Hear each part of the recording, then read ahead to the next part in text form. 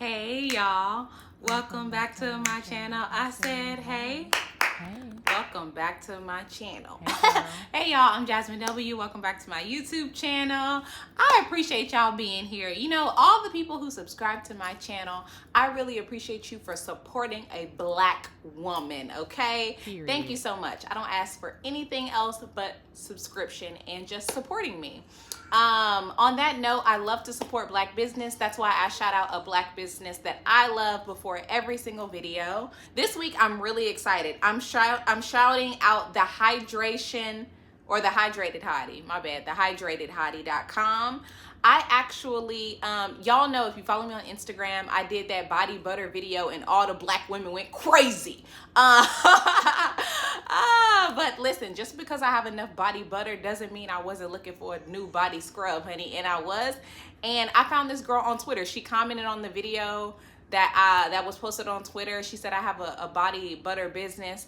And I went to her website because I have an addiction. And she had body scrubs. So let me just show y'all. She had turmeric teas, which is supposed to help with like lightening dark spots. I actually don't know if turmeric really be doing nothing like that for me anyway, honey. I don't know if my skin tough or what it is, but I've been using it all over my body, under my arms. My underarms look really great right now. On my legs today, I used it before I put on my body butter. And I just love her scrub, okay? I love this stuff. Yeah, so I really recommend turmeric teas. I've been using it for a few weeks now. I love it. Love it.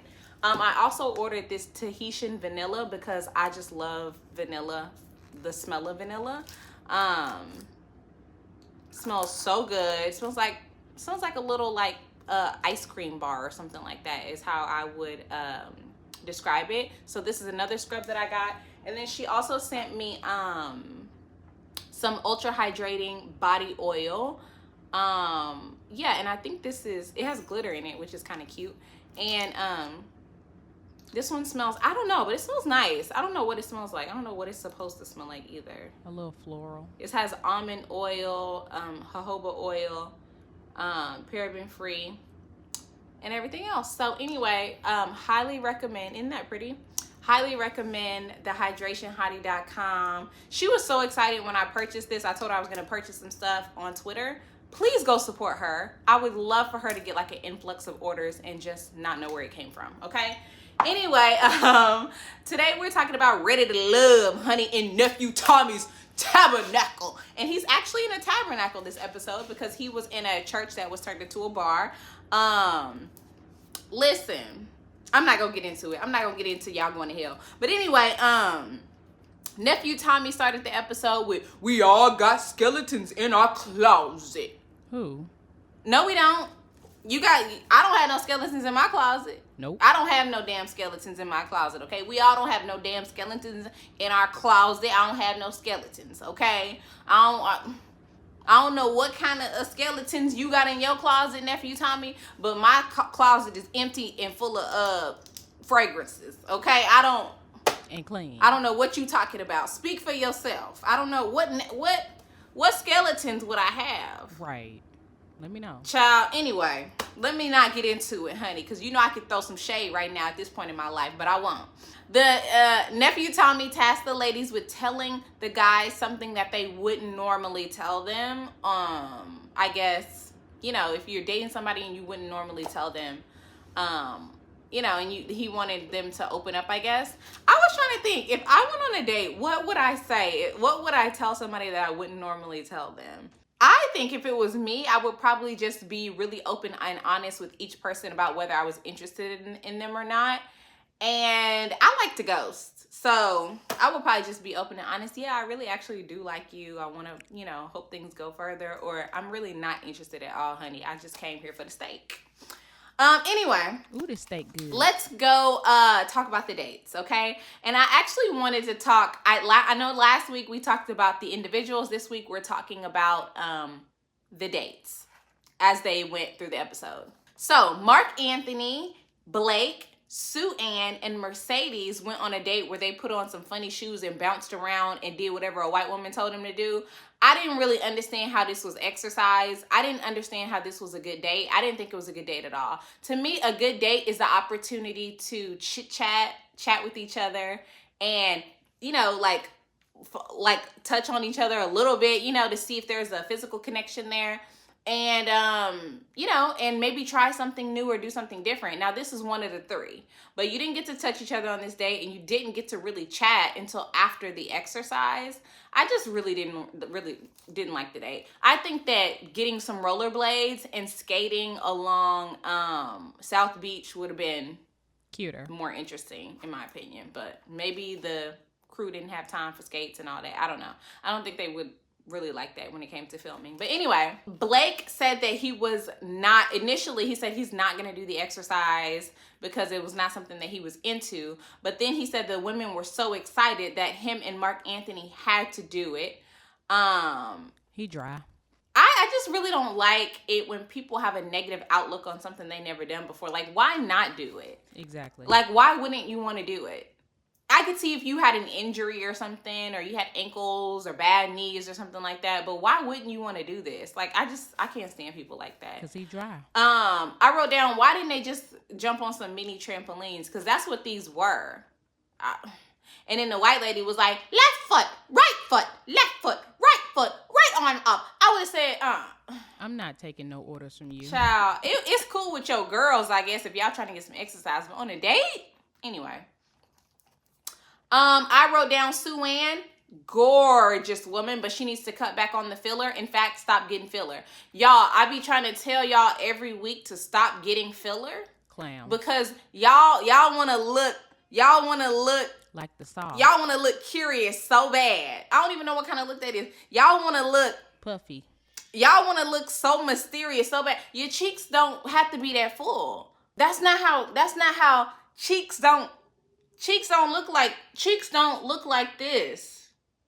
This is not supposed to be how your cheeks look all the time. It's just not. And it doesn't look good. She just never needs to do filler ever again. Stop trying to be a baby. I wrote down Sue Ann is really, really good at flirting. She could teach a class, okay? Because she knows how to flirt and make very light conversation. And be cute. To pique people's interest. Now, they didn't really go deep. Her and Blake were having a conversation. They didn't go deep at all, but she was like keeping it really light and keeping it fun and keeping it cute, honey. Blake doesn't want kids. He said this multiple times and he's saying it again right now. But I also wrote down that Blake has no personality. Blake thinks that other women don't have a personality, but it's him. Yeah. He's the one with a bad personality. He's the uninteresting, stuck-up one, okay? We see it now. He's with Sue Ann. She's cute and lighthearted. We saw it with Z, who was eliminated. She was fun, funny. She liked to laugh and stuff like that. And he was dry. Blake is just dry. And he needs to realize that in order to find somebody he's going to be compatible with, he needs to loosen up, okay? His booty cheeks is clenched. And he needs to unclench them. Anyway, can't even slide a credit card. I wrote down Mark Anthony and Mercedes were hella cute, honey. They were vibing. I thought they were gonna kiss at one point, but they didn't. I was waiting. And they were flirting, and I thought that they looked just honestly very cute together. Very cute together. And let's see where things go with them. Now let's move on to Cynthia and Andre's date. So Cynthia went on a date with Ponytail Shag Lock, PSL, aka Andre. Oh Lord. Cynthia said, painting really brings me peace. Girl, you don't paint. Painting brings you peace, but we had a wine and paint. Yeah, because she don't paint. We couldn't go to no like art studio. Anyway, I wrote down, why does Cynthia talk sexy 100% of the time? What is she trying to do by doing that? She's like, yes, so tell me about the time where you felt like you had a connection with somebody and the connection didn't really work out. Right. Cynthia said a whole bunch of contradicting shit during this date. Okay, I'm going to give y'all an example. Cynthia asked PSL if he liked soft women. He was like, yeah, I love soft women. I love it when women are soft. She's like, I'm a soft woman, but I'm also strong so I can weed out the crap. I also have a shield up because, I've been hurt before. I have my guard up, but I'm open. I'm open to love. I'm soft and I'm hard. I'm rock hard, but I'm baby soft. I'm light. I'm hot, but I'm cold. I'm cold. My heart is cold, but I'm hot because I'm ready to. Shut up! What are you talking about? Okay? Right. How you gonna be soft and open, but have a shield up, but also know how to be hard? What are you talking about, Cynthia? Nothing. And then out of nowhere, she started crying. Why was she crying? She talking about, I'm soft, but I put on a hard shell in front of the world and I can't open up to nobody. But I'm open, but I'm closed. What is she talking about? What is she talking about?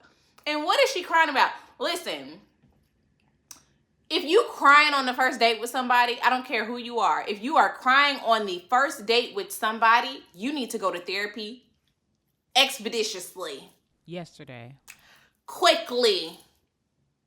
Immediately.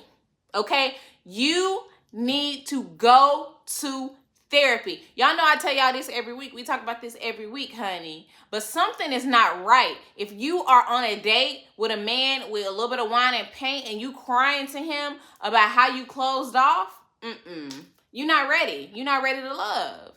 What's up with that? Oh my goodness. And then she stopped crying so abruptly. And she was like... Then she got serious. And PSL was like... Into it. I love the way she opened up to me. I'm like, was her crying a test? Did she cry in front of PSL to see how he was going to react? Because that's what it was given to me. I think so. Maybe they didn't show the whole conversation and I'm missing some bits and pieces, but it seemed like she was crying to see what he was going to do. And once he showed some vulnerability, she said, he the one. He the one. Is he? Because he ain't said not one word. Okay? He the one, but he ain't said nothing. And what has he done? He the one, but what has he done? He the one, but what has he done? Nothing. Exactly. I didn't get it. I'm sorry. I was confused. I know somebody in the comments gonna tell me I misread the situation, so let me know what it was. Because I read it like it was weird. But anyway... Let's move on to Corvaya and the sex addict. Alleged sex addict, honey, according to me. This Corvaya and the sex addict went to ride bikes, and he said that he already know what type of girl Corvaya is. She gonna be worried about sweating out her edges and worried about her hair while riding bikes. Uh-oh, so he talking about you. It's giving anti-black.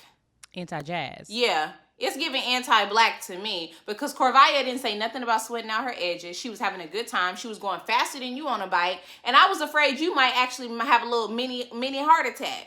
Girl. While you talking about her, what's she going to talk about her appearance and her edges and all of that? Listen, if we wear our hair straight and we want to be concerned about our edges, we concerned about our damn edges. And it is what it is.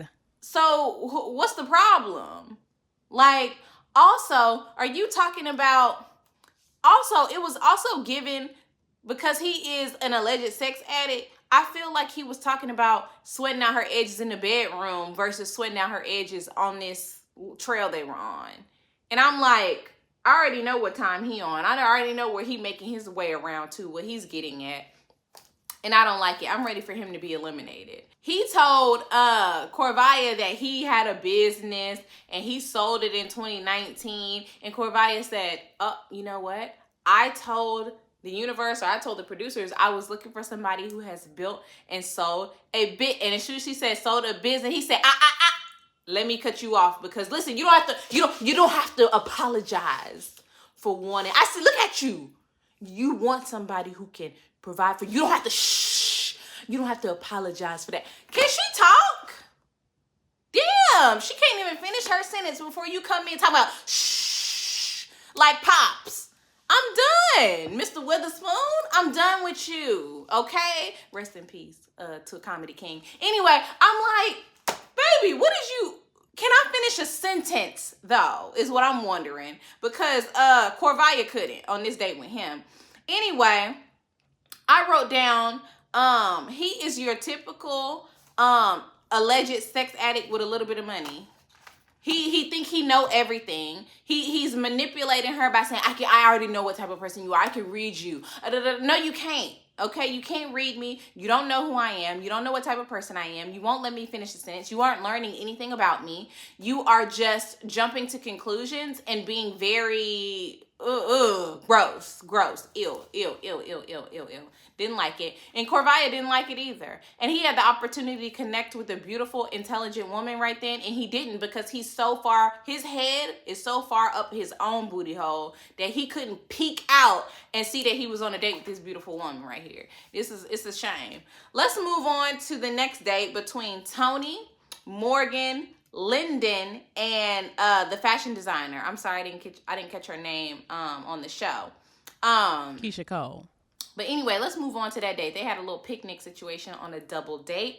To keep in mind of the ages, Tony is 42, Morgan is 38, Lyndon is 33, and the fashion designer is also 33. So I thought this was a really good group for a date. Anyway, Morgan confessed that she has never been in love before.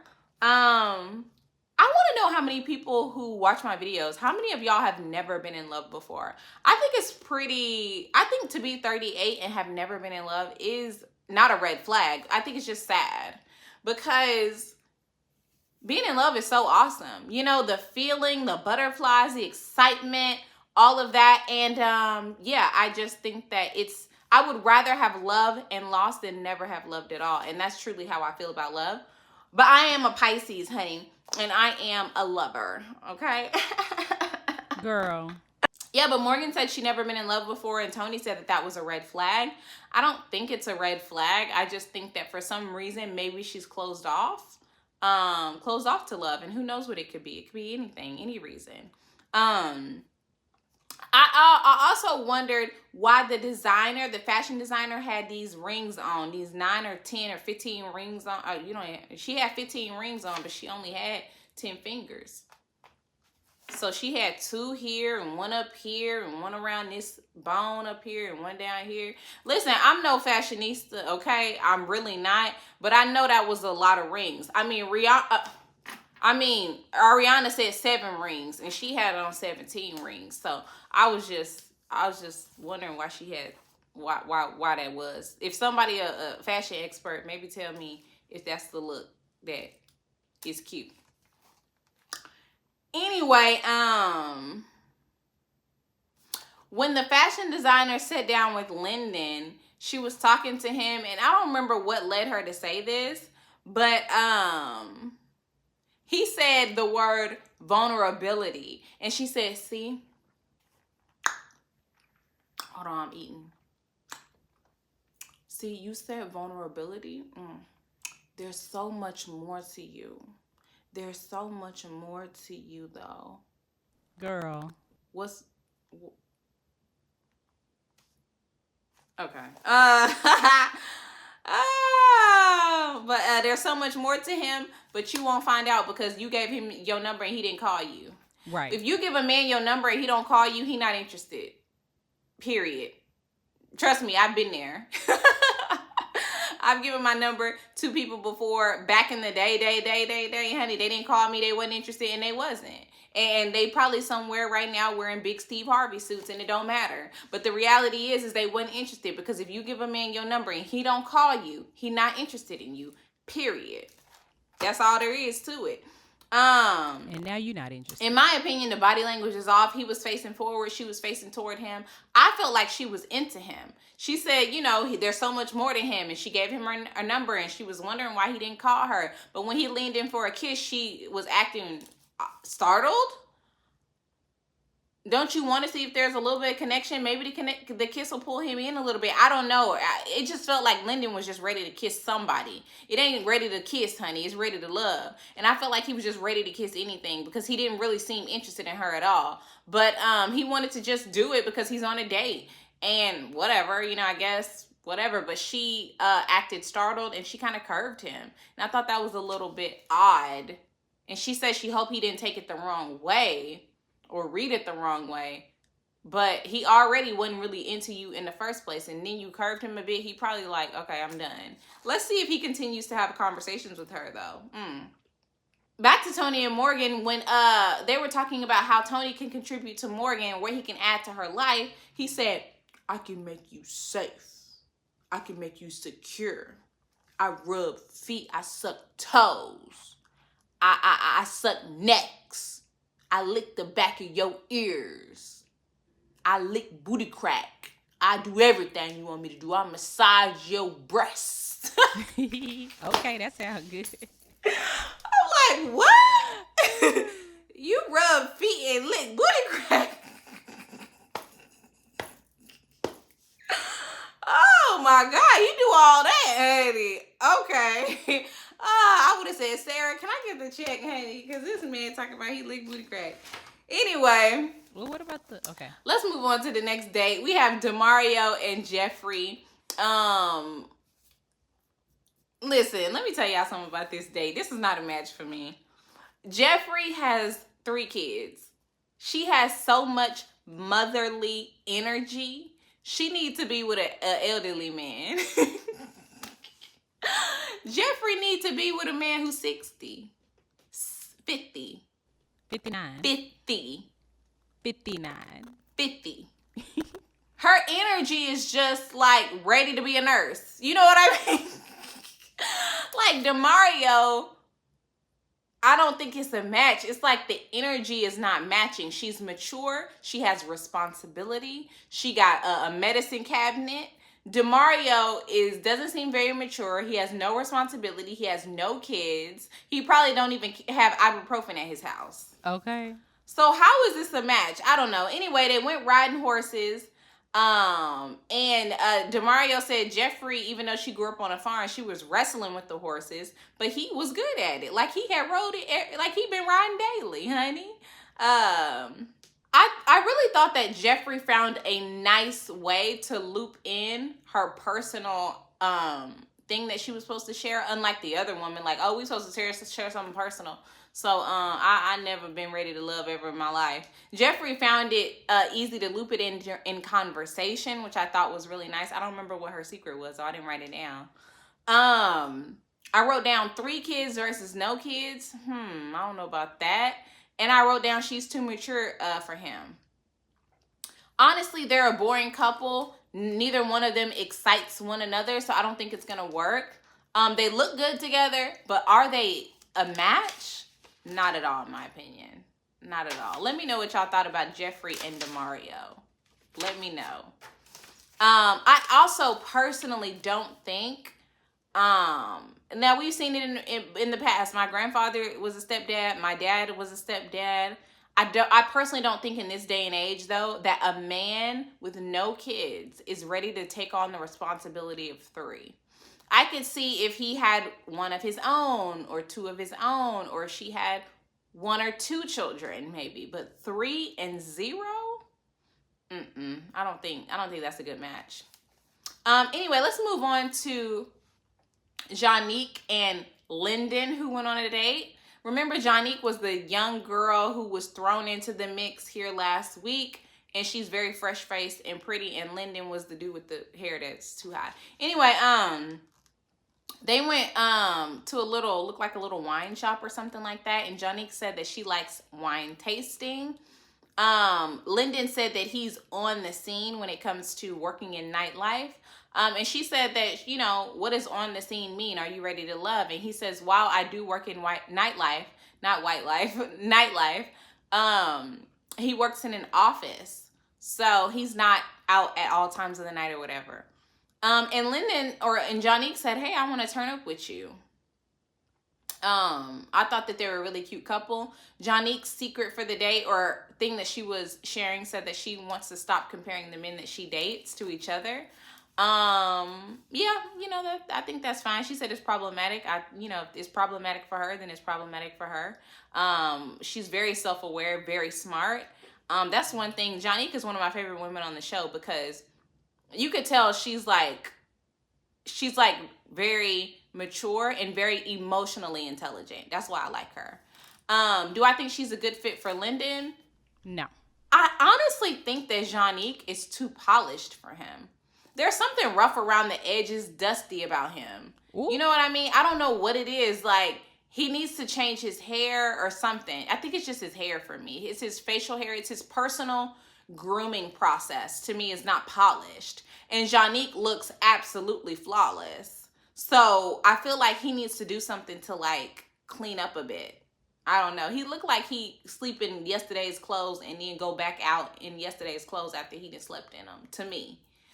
Anyway, Blake and the alleged sex addict were on the bottom this episode. Blake met with Sue Ann and she told him that he really needs to work on being nicer. Okay? Blake was brought up in the Tommy's tabernacle because Jeffrey said that he told her that she's the only one that he's interested in. He hates the process because he has to fake it or he has to say what the women want to hear.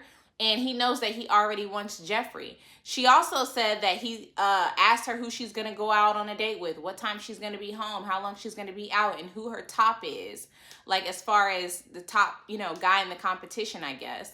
And she says that she doesn't want to be with somebody who's controlling the way that Blake is. And honestly, I don't know if I could see Blake being... actually, I can. I can see him being controlling and aggressive, honestly. Because there's something about him where...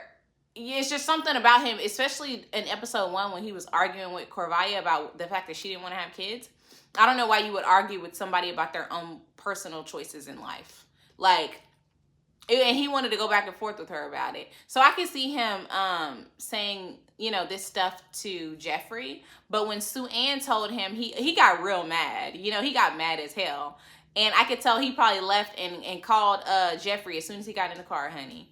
But Sue Ann is still interested in Blake. And I think she just thinks he's cute at this point. I don't know why she's really, really interested in him.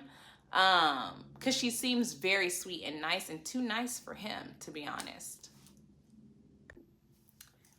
Anyway, and finally, Keisha Cole sat down with the sex addict, and finally, Keisha Cole sat down with the alleged sex addict. I feel like she Keisha warm. She Keisha hot. Because she remind me of Keisha Cole, but not exactly. So she's like Keisha room temperature. Exactly. Anyway, the alleged sex addict said that talking about sex is mature and the reason that the other women wasn't on his level is because they were immature. No, baby, it's because we think you're gross. He said that in France, sex is more open and more talked about. I said, they having sex in the streets over there in France? Well, why the hell you over here then? If you like it over there and that's what y'all do over there, stay over there. Right. Anyway, he got eliminated and they say he not ready to love. And I wrote down, bye, Dookie. Anyway, next week's episode said that Sue Ann is going to suggest that Jeffrey lied about Blake. And I don't know if I see Jeffrey lying about this. I don't know. It'll be an interesting episode, though. I also must say, I hate to talk about future episodes, but Tommy said that he taking everybody on a yacht. That wasn't no damn yacht. Anyway, I love y'all so much. Make sure you hit subscribe if you enjoyed this video. And I will see y'all on this week, later this week with Married at First Sight. Okay? Bye.